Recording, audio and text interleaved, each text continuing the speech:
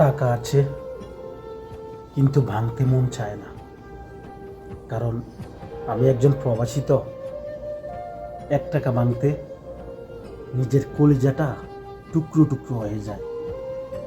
দেখেন না, চুলদারের ঠিক টাইম মতোই কামাই, যখন কিছুটা টাকা বেঁচে যায়, এটা তো হলো একজন প্রবাসীর আত্মবিশ্বাস আর প্রতিজ্ঞা। যারা নিজের পারিশ্রমিক দিয়ে টাকা কামাচ্ছে, নিজের ফ্যামিলি এমনকি নিজের আত্মীয় স্বজনকে বাঁচিয়ে রাখার জন্য, তারাই নিজের জন্য 1 টাকা ভাঙতে তাদের কলিজাটা টুকরো টুকরো হয়ে পড়ে যায়।